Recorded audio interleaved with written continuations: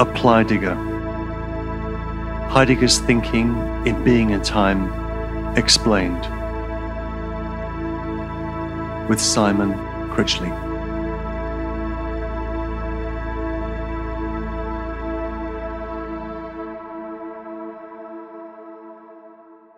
Episode 2, World.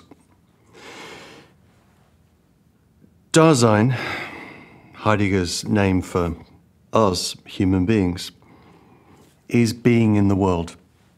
Dasein is being in the world. And this phrase is a phrase that Heidegger obsessively repeats in Being and Time.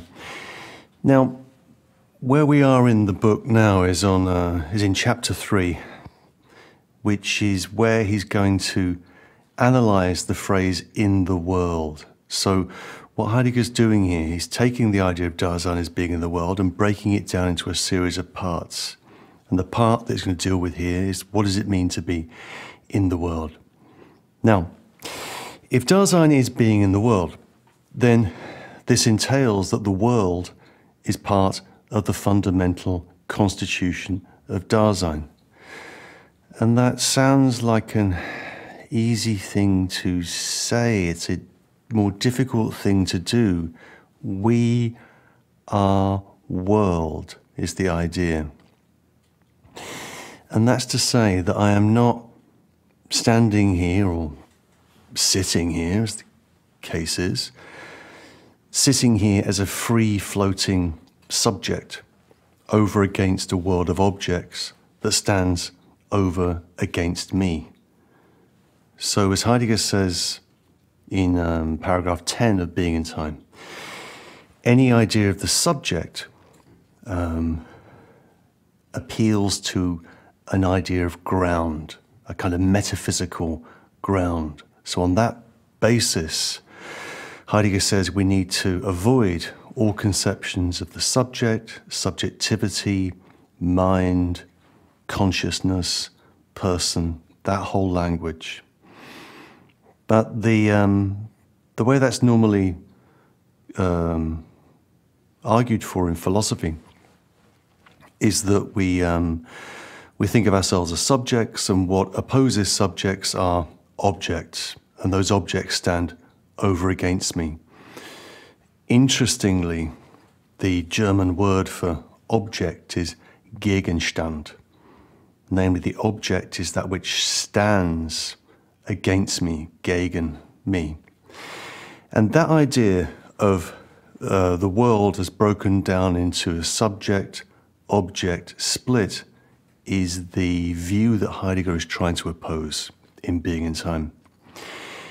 This is what he calls, or what he thinks of as, the epistemological control of the world that is criticized throughout Being in Time.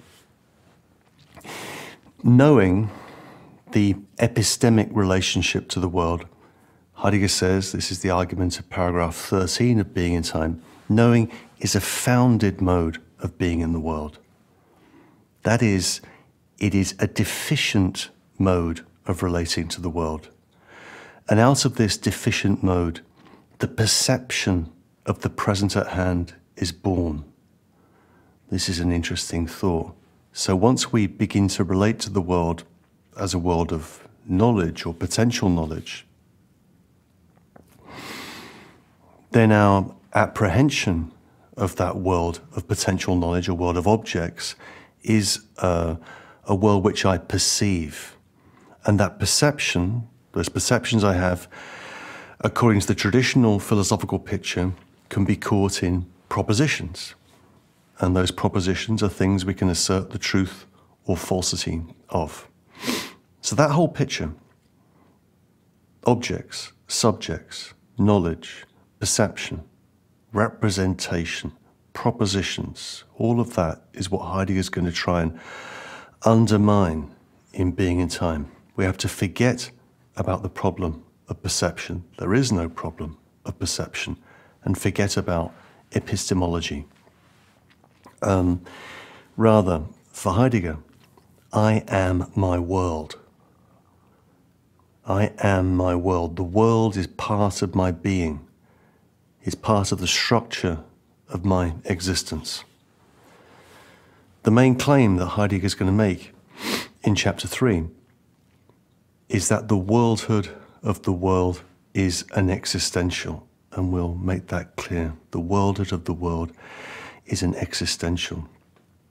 And what he means by that is that the worldhood of the world, and what he means by that is us, Dasein, is an a priori feature, a constitutive a priori feature of the being of Dasein. A priori, in the sense of both ontological priority, in terms of what is first, according to Heidegger, and also temporal priority. Heidegger makes a link between the a priori and the prior, the previous, or what Heidegger will call over and over again, the always already. So, the claim he's going to make in this chapter, which I know might sound like an abstract claim, but I'm going to try and break it down in the simplest possible terms, is that we are always already involved in the situation of the world. And I am that situation. I'm not, therefore, a thinking thing over against a realm of extended things. Right? That picture of the world, the picture of the world that you can find in Descartes, where Descartes divides up the world into two types of things, thinking things like us, and extended things like cups and tables and objects in the world. That Cartesian view of the world is the picture that Heidegger is going to go on to destroy or deconstruct in the second half of chapter 3. And we'll come to that. But the point to retain is that the human being is not a thing. The human being is not a present at hand thing, some kind of substance. And the world's thingly quality is not disclosed theoretically in terms of what Heidegger will call an ontology of the present at hand. What he means by that is a way of conceiving things where we conceive things theoretically as they show up to a perceiving subject. Rather, the thingly quality of the world is disclosed practically in fascinated or benumbed being alongside it, being inside its outside. To put this a little bit gnomically, a little bit enigmatically, and I'll try and make good on this. The thought here is that we are inside the world's outside, or we're outside on the world's inside, thus breaking with any opposition between the inside and the outside. This is kind of what Eddie Izzard would call a strokey beard moment in Heidegger. We're inside the world's outside, or outside on the world's inside. It's less mysterious than it sounds. Does this mean that Heidegger makes the world subjective? Does this mean that Heidegger makes the world subjective? He raises this issue later in Being and Time. But to make that claim, that the world is subjective for Heidegger, is to make the mistake of understanding Dasein, the human being, as a subject, divorced from the reality of the world. That's the Cartesian picture that he's pushing against. For Heidegger, the subject-object distinction is an abstraction that arises at a secondary level. It is, as he puts it, a founded mode of being in the world. Dasein is, a priori, always already, worldly. Something like a world has always already announced itself to Dasein.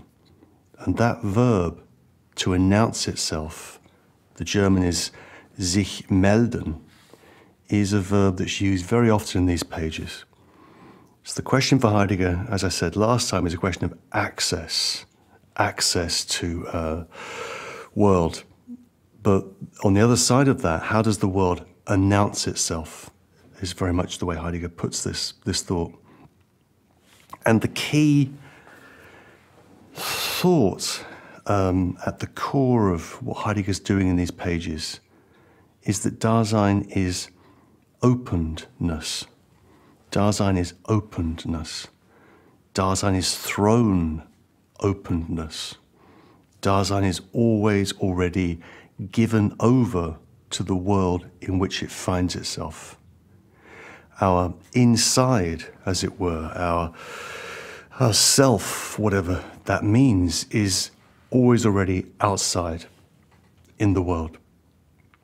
And this is also the strength of the first translation of Dasein in French was by a man called Jean Beaufret, who was very important for the reception of Heidegger in France. And Heidegger's letter on humanism was a letter written to Jean Beaufret. And Beaufret's first French translation of Dasein was l'ouverture, the opening. And that's a very good thing to keep in mind. The Dasein, we are the opening. The radicality of Heidegger's first step in chapter 3 in the analysis of world is that he claims that we cannot get at the phenomenon of the world. Right? And that's Heidegger's interest, the phenomenon of things. And phenomenon simply means that which shows itself. So what Heidegger's always trying to get to is that which shows itself. We cannot get at the phenomenon of the world, the way in which it shows itself, by adducing or adding together all the things that there are. Right? By adding together all the things that there are. We could add together human things, artifacts, natural things. By adding together all those things and then tracing them back to their ultimate foundation in nature, and then providing a scientific determination of nature itself. So, I mean, one temptation, in many ways, this is the dominant view of the world, certainly, in what's some people call the West. Not very happy with that term, but let's just use it. Is if we want to get a sense of what there is, then we add together, we add together the different things that there are. Human beings, natural things, animals, artifacts. We add all those together and we trace those things back to their ultimate foundation in nature, and science can provide an explanatory framework for nature. If you adopt that as a philosophical view, then you are a naturalist. Right? Naturalism, which is the most common view of the world amongst philosophers, is that that which is best explained by natural science or by the methods of natural science. And Heidegger's view is not that naturalism is wrong, but it doesn't give us a satisfactory definition of the phenomenon of the world. That we can't get at the phenomenon of the world by engaging in a naturalistic or scientific determination of a person-independent, causally interacting nexus of natural objects. Right? So the way in which science sees things is these things are person-independent, causally interacting, a nexus of natural objects which can be explained by science. To conceive of the world in this manner would be to conceive of it as present at hand, as objectively present to a theoretical glance, a theoretical perception, and it would be to disregard the existential context of our life in the world, of our lived life in the world. And that's what Heidegger is really concerned with, how things show themselves first and foremost in our lived existential context. Now, the major claim in this analysis of world, and this is a claim made in paragraphs 14 to 18, is that the world announces itself or makes itself, we become aware of it proximally and for the most part, most closely and mostly as a world that is handy and useful. The world announces itself as handy and useful. The world of common, average, everyday experience. So, my proximal encounter with this table that I happen to be leaning my arms on, I have my papers on, my proximal encounter with this table is not as an object made of a certain definable substance existing in a geometrically ordered space-time continuum. Rather, this is the table that's just over there, or in here, which is useful, handy for arranging my papers and books when I'm giving a lecture or recording an audio program like this. In trying to stay close to that which shows itself, we have to, Heidegger says, this is on page 96 of the translation, we have to thrust aside our interpretative tendencies which cover over our encounter with the world. Thrust aside our interpretive tendencies. And this is an interesting point, it seems to me, that the problem with getting clear on who we are, what a world is, what others are in that world, is that what keeps blocking that are our interpretive tendencies, our opinions, our received views, the views which are handed down by tradition and not sufficiently questioned or examined. They keep getting in the way. And what Heidegger is trying to do in Being in Time is to give us another vocabulary for approaching these issues. So, the world, how does the world show itself? So Heidegger's thought in Being in Time, chapter 3, is that the world shows itself as usefully handy, as full of handy things, what he calls the ready at hand. In German, that word is Zuhandenheit. And to say that the world is full of handy things is what is meant by a term which Heidegger introduces, and it seems like a weird term. The term is equipment. The German term there is das Zeug, and that can be thought of in a much more simple-minded way. The way I think of that is as stuff, right? Zeug, equipment, is stuff. Heidegger's thought is that the world is full of stuff, of pragmata, of things. That's the thought that he's trying to get, and those things show themselves up first and foremost as handy. If you like, if this makes things easier for the listener, then please go ahead. If you like, Heidegger is advancing a pragmatic ontology. Right? He's a kind of a pragmatist, and in many ways the thinker who is closest to Heidegger in orientation, not in mode of expression, but in orientation, would be someone like William James, in my view. But let's say Heidegger is advancing a pragmatic ontology. Now, stuff, equipment, is the name for the things encountered in our everyday concern. And our everyday concern is another term which Heidegger introduces called Besorgen. But we just think of it as concern. We'll come back to that.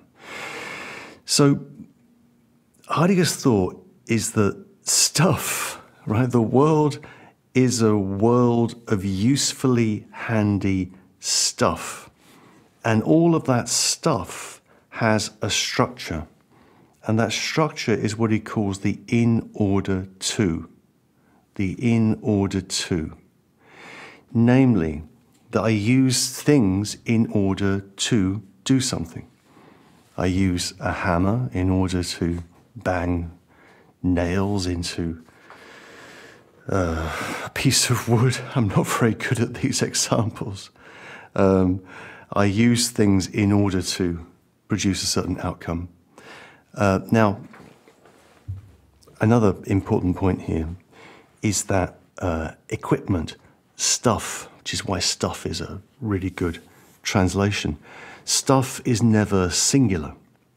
It is always, as Heidegger says, a totality of equipment. And we can think of a totality of equipment in much more simple-minded terms as a whole of stuff, a mass of thingy. And stuff, equipment, has, Heidegger says, a referential structure. And what he means, this is an important point for him, but it's a very simple point. Namely that stuff always refers to other stuff. It's never alone, it's never one piece of stuff, but stuff always comes together with other stuff. So, if I use the example now, the use of medium-sized dry goods that philosophers like to use as examples. I have my glasses, I have my glasses case, I have a pen, I have a book, I have a table, I have a chair, I have there's a studio I'm sitting in, there's a heating system, there are floors, there are windows, it's in a building, the building is in a street, the street is in a city, and so on and so forth. The stuff is always a whole of stuff, and that stuff refers to other stuff, and that whole of stuff makes up the context in which I find myself. So Heidegger's view is that my primary access to the phenomenon of the world is not through scientific inquiry or through a philosophy of nature, but rather through a phenomenological, a descriptive elucidation of that which shows itself. And what shows itself is the average everyday world that is the source of my concern, the source of my fascination. To translate this into another idiom, what Heidegger is performing in his analysis of the world is an inversion of the theory-practice distinction. I mean, Heidegger wouldn't be happy with this. He would probably have these terms in quotation marks, and that's all fine. But let's just use that distinction because it might be helpful. My primary access to the world is not theoretical. It is not the bare perception, sensation, or the spectatorial relation of the theatre-goer in the theatre of the world. The word theory derives from the word theoros in Greek, and theoros in Greek was a spectator in a theatre, someone who was looking at a play. Heidegger's point is that our primary access to the world is not that of spectators in a theatre, looking at a world which is somehow value neutral and objectively present, which I can kind of discern theoretically. Rather, my primary encounter with the world is practical, is a relation to a world of things that are useful to me, and which are imbued with significance, imbued with meaning. The world makes sense. I'll come back to that idea. So for Heidegger, our theoretical view on things is founded upon a practical insight, And this practical insight is what he calls Umsicht, which is translated as circumspection. Right? We are practically involved in the world. Now, as I said last time, Dasein, the being of Dasein is existence, and the structures of Dasein are existentials. Now, Heidegger has two categories for things which are not Dasein. And those two categories are, very simply, the present at hand, objectively present things as potential objects of scientific inquiry or theory. The present at hand is one category under which we can apprehend things, and the other category is the handy, the ready to hand. Those same things, those very same things, cited as useful, as imbued with practical significance. The basic claim that he's making in these pages is that those things which are handy, those things which are ready to hand, are not only what is closest to us, proximally and for the most part, which are meaningful for us, they're also ontologically prior. They're also prior in terms of the order of that which is. Praxis, that lovely old Greek word, praxis, is prior to and has priority over theory. Right? Praxis has priority over theory.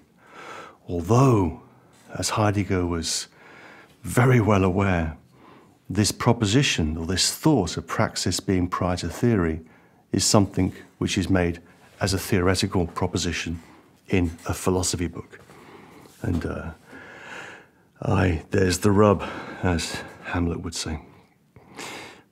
But the thought is that who we are as human beings, as Dasein, is inextricably bound up and bound together with the complex network of social practices that make up my world, a world which is part of who I am.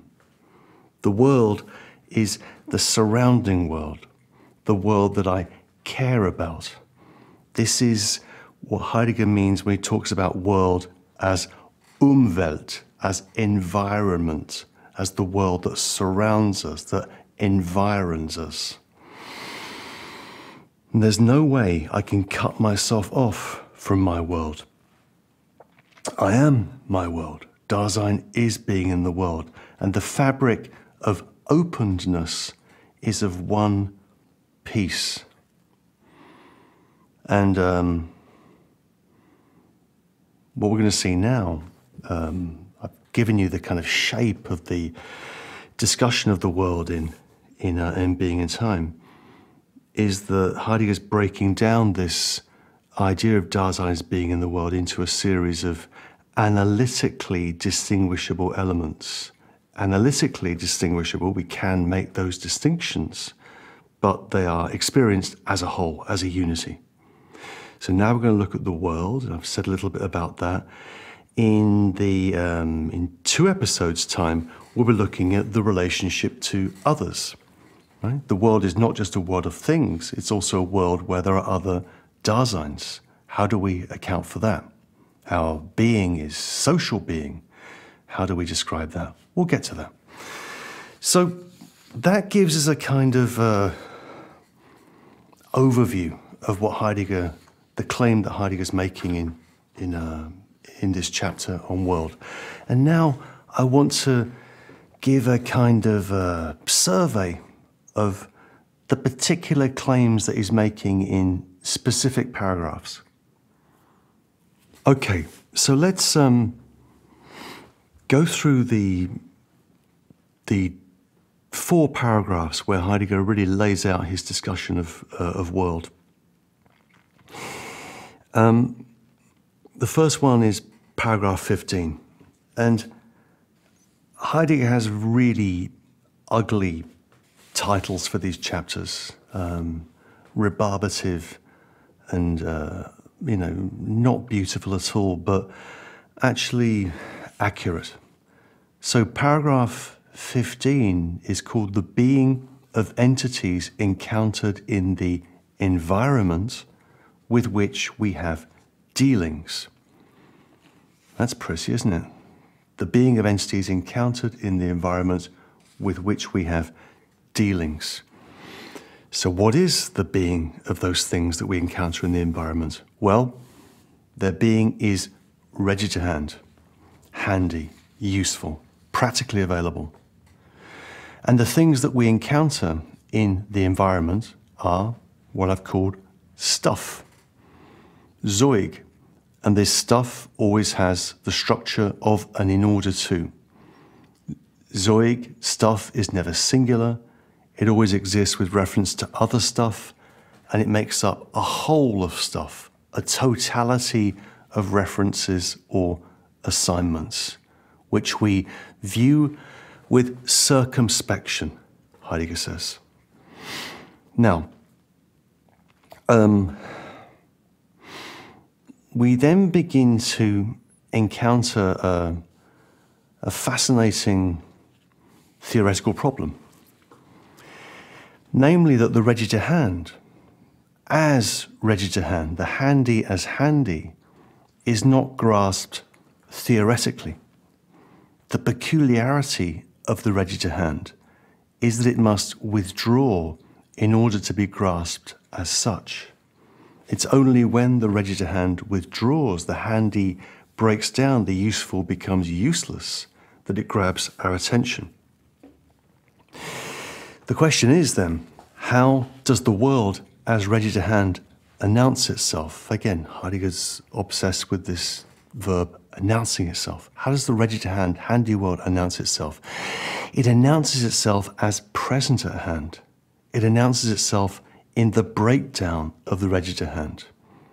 When the hammer breaks, we begin to see it as such. We begin to see it as a hammer. But when we're seeing it as a hammer, namely as a hammer that no longer functions, that we can't forget about while we're using, when we see it in these terms, we're seeing it under the category of the present at hand. And that's going to be developed in the next paragraph. Now, two more thoughts on paragraph 15. Firstly, that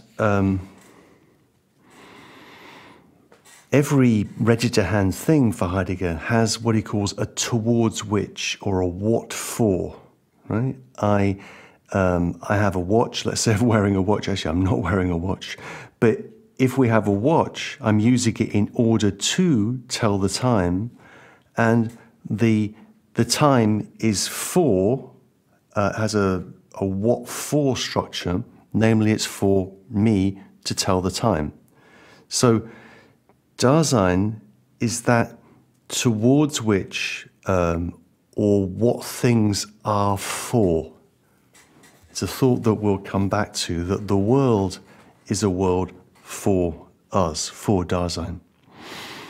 And the second thought on paragraph 15, before we leave it behind, is that there's little moments in this paragraph where he begins to anticipate a problematic that he'll find in his that we can find in his later work, which is the theme of the earth. That actually things, ready-to-hand things, are not just components of world.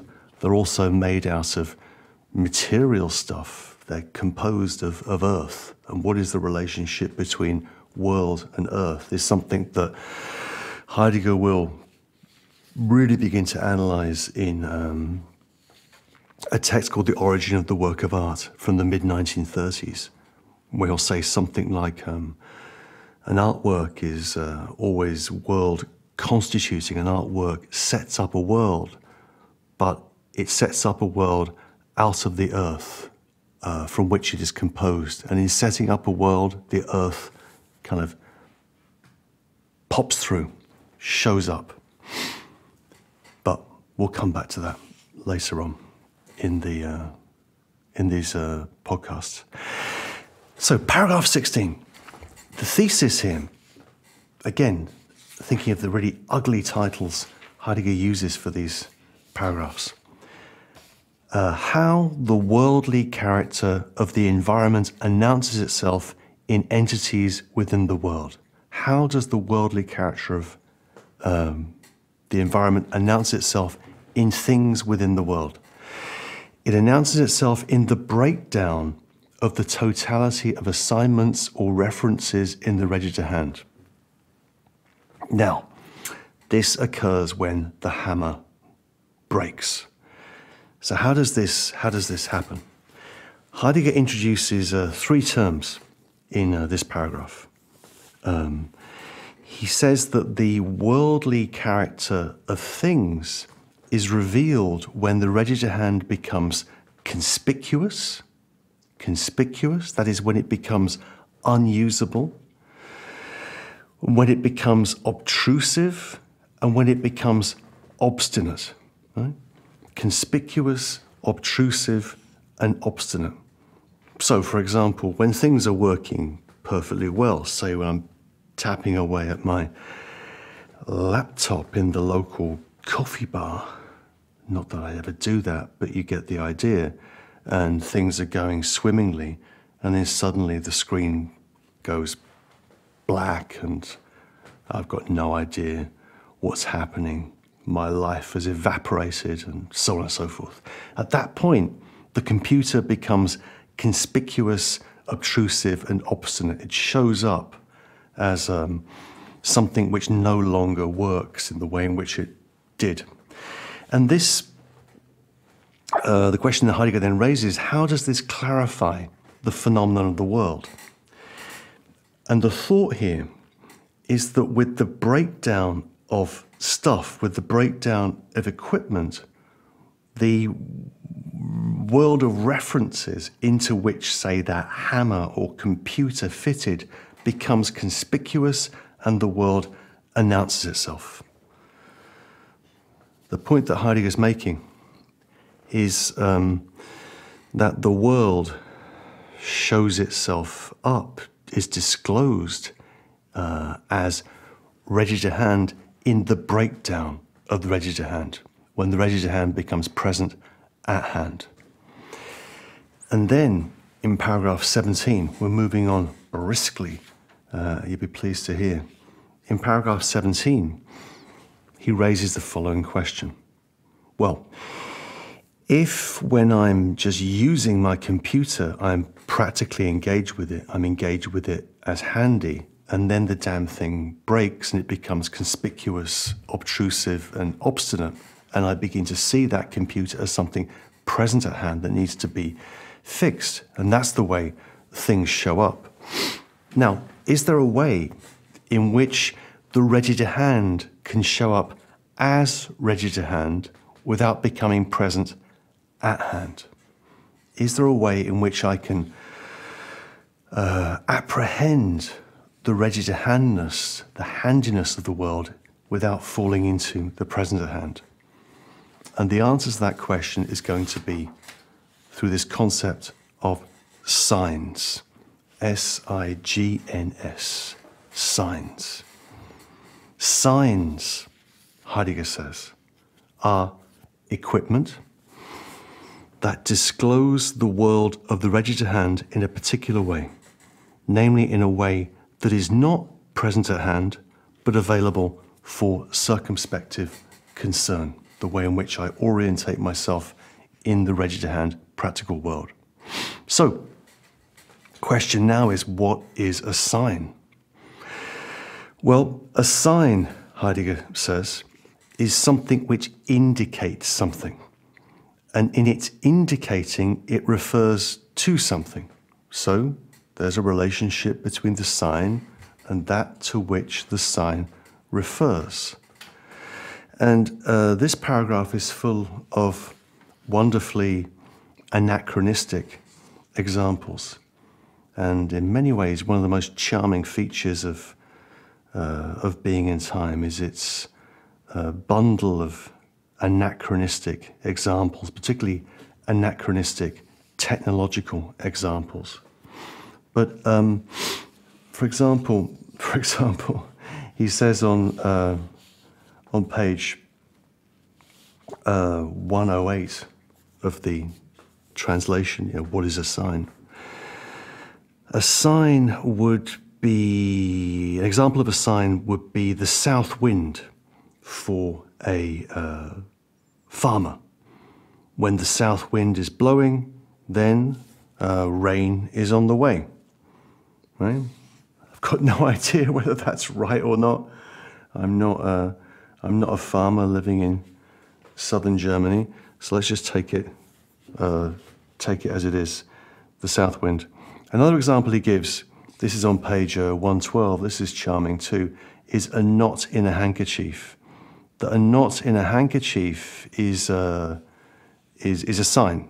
Namely, if I have I neither have a handkerchief nor tie knots in handkerchiefs. But let's imagine that we all have handkerchiefs and we tie a knot in that handkerchief, and that knot is a sign that we must remember to, I don't know, call our mothers, or, I don't know, buy some cheese from the shop or whatever it might be.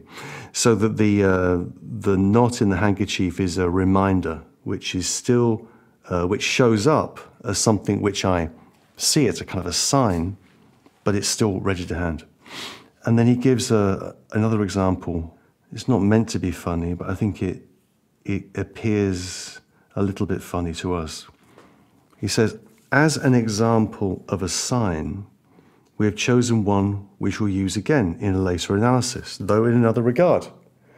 Motor cars are sometimes fitted up with an adjustable red arrow. What is Heidegger talking about? An adjustable red arrow. I can just about remember this. When I was a kid, really old cars wouldn't have indicator lights. They'd have little arrows that would pop out the side of the car, like a kind of, would zoom up and would indicate whether the car was going to turn left or right. So imagine that. Imagine that kind of slightly antique world. Motor cars are sometimes fitted up with an adjustable red arrow whose position indicates the direction of the vehicle will take. At an intersection, for instance, the position of the arrow is controlled by the driver, Heidegger says. This sign is an item of equipment which is ready to hand for the driver in his concern with driving, but not for him alone. Those who are travelling with him, and they in particular, also make use of it, either by giving way on the proper side or by stopping. You can see this is a rather kind of silly example. The sign, the indicator, indicates, the driver is indicating whether they're going to turn left or right, and that sign is also something which those travelling with the driver or those travelling on the road and looking at the car, it also lights up for them. The point, Heidegger says, continuing with the quote, the sign is ready to hand within the world in the whole equipment context of vehicles and traffic regulations. World of vehicles and traffic regulations. I bet you never thought you'd be listening to a philosophy discussion on these topics. So the point of signs is that the sign is something ready to hand, something practical, which indicates the whole of stuff, the referential totality of the ready to hand. And in this way, for Heidegger, the being of the ready to hand is revealed as constituted by a totality of references, a whole network of references. So let's go back to the car signal. The car signal refers to the car, obviously, the movement of the car. The car refers to the road refers to other vehicles on the road refers to the town refers to the landscape, the environment in which you find that town, and so on and so forth. So the world, as handy, is constituted by a network of references, one thing to another. Now, where does this take us? And this is paragraph 18, which is where Heidegger tries to pull things together. And it's called involvement and significance. And what is meant by those two concepts? Well, as I might have said in the first episode, I don't remember whether I did or not, the Macquarie and Robinson translation of Being in Time is one of the masterpieces of English translation, in my humble opinion. And when they make a certain decision to choose a certain word, there's a long footnote that explains why they made that decision and also other possible meanings that that term has in German. So there is this word, I'll just say it, you don't have to know it, Bewandtnis, and this is translated as involvement. There's a number of moments in Being in Time where the choice of the translation actually says nothing. I mean, what does involvement mean? In a sense, who knows?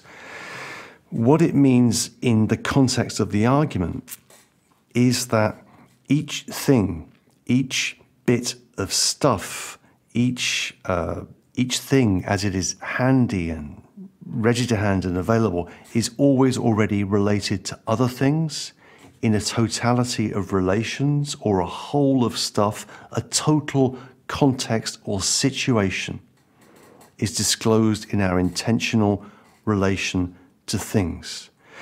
So involvement, think about involvement as context, situation, the situation that we find ourselves in as the world that we happen to be in, which is constituted by things, glasses, case, pen, book, table, chair, room, windows, the whole thing.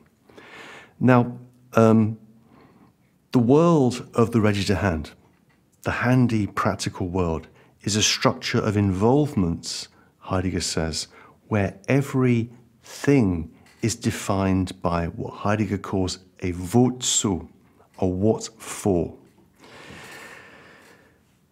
But this structure of involvements has its end in us, in Dasein. Dasein is the being for the sake of which these things are destined. Dasein is the being for the sake of which these things, ready-to-hand things, are destined. The world is for the sake of Dasein. Otherwise said, Dasein, us, we, are the a priori condition of possibility for the structure of involvements that we call the world.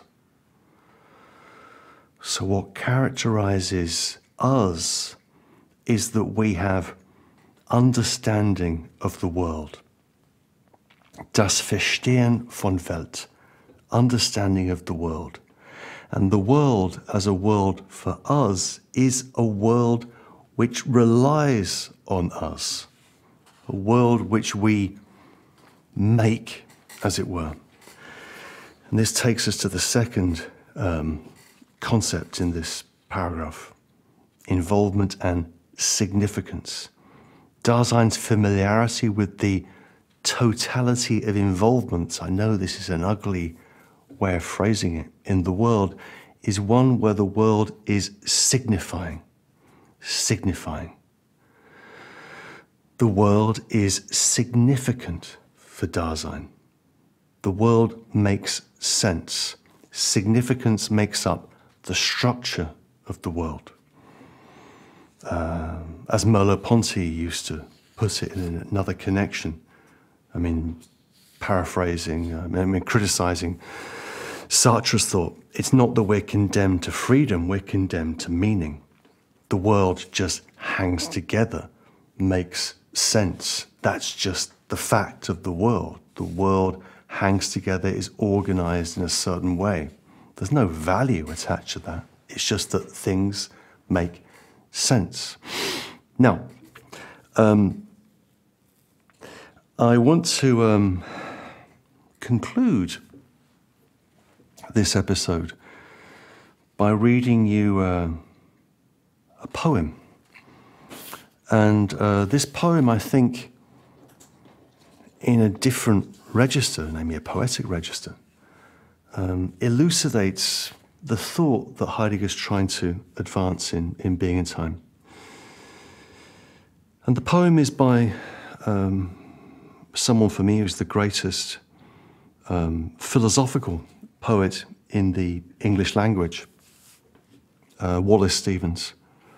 It's a poem called The Idea of Order at Key West that was written in, or certainly published, I think, in 1935. And I'm going to read it to you and then maybe make a couple of remarks about it. And this is a particularly kind of apropos thing to do in relation to Heidegger, because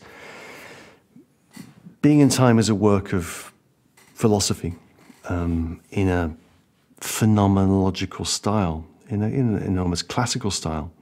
But as Heidegger proceeded with his thoughts, he became increasingly dissatisfied with standard philosophical approaches to things and was very interested in the way in which poetry could disclose and illuminate the world and the human being's life in the world. So let's read this poem.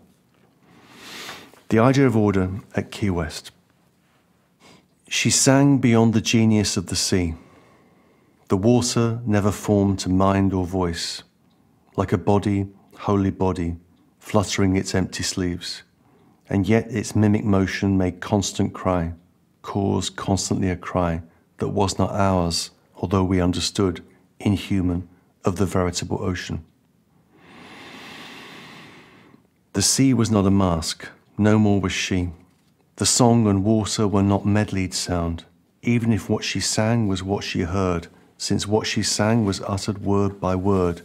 It may be that in all her phrases stirred the grinding water and the gasping wind, but it was she, and not the sea, we heard. For she was the maker of the song she sang. The ever-hooded, tragic-gestured sea was merely a place by which she walked to sing. Whose spirit is this?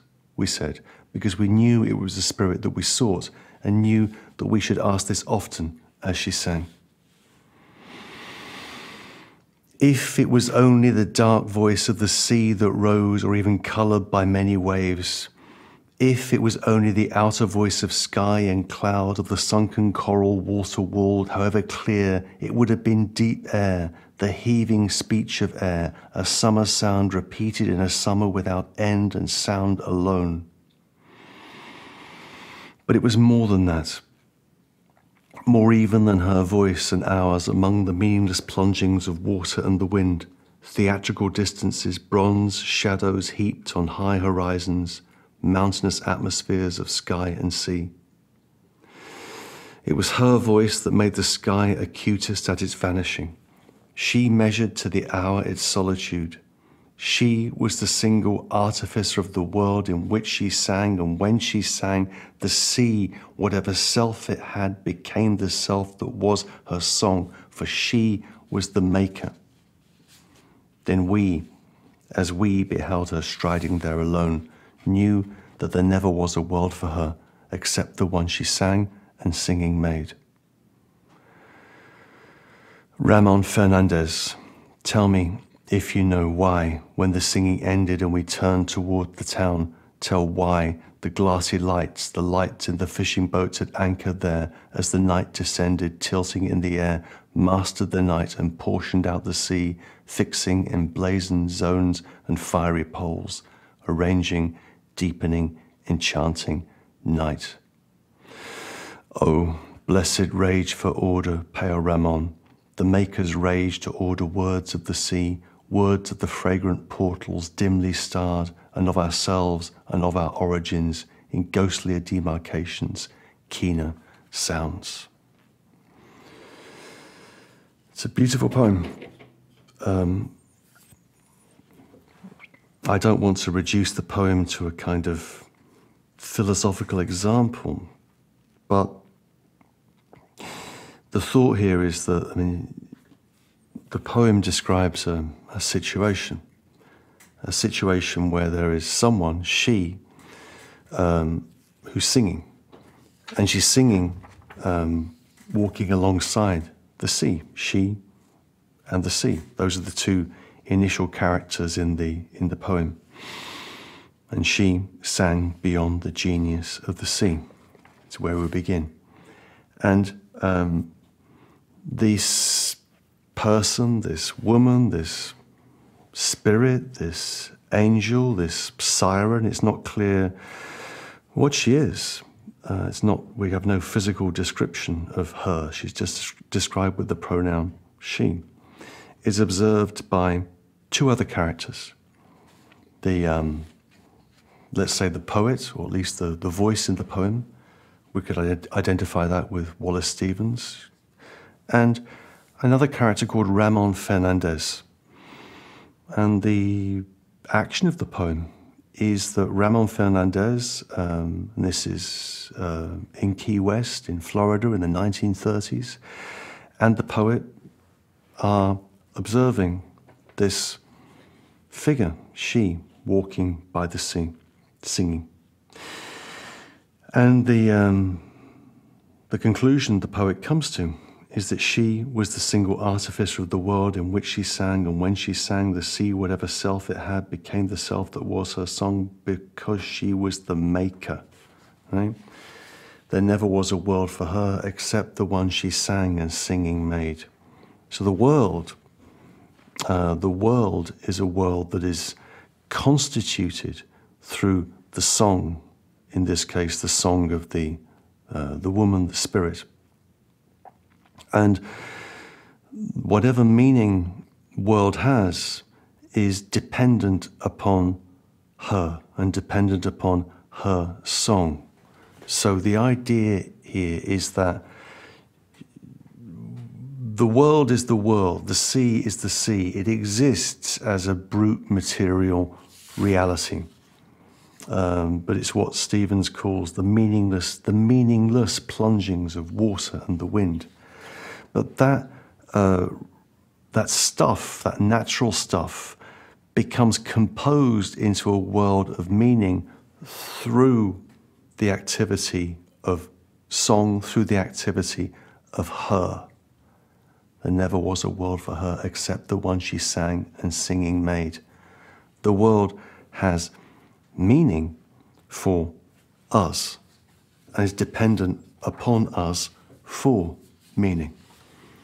That a meaningful world, a world of value, if you like, is a world that, as Heidegger would put it, is Dasein dependent. If we did not exist, if Dasein did not exist, then the world would not be there. The world as a meaningful world would just not show up. And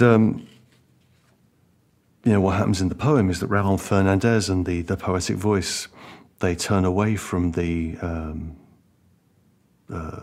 woman singing and the sea by which she's singing. They turn back towards the town. And then a question is asked. Tell why the glassy lights, the lights in the fishing boats at anchor there, as the night descended, tilting in the air, mastered the night and portioned out the sea. Why is there an order? Why, when we turn away from the woman singing by the sea and we turn back towards the town and we look, why does it appear that the town is ordered, is organized, hangs together in a certain way, is composed in a certain way? Well, the answer is that's just what we do. We are being in the world, and we are beings who bring meaning to the world. And the next step, the next episode, is going to kind of pick up and develop that thought in relationship to the theme of space. So, see you next time.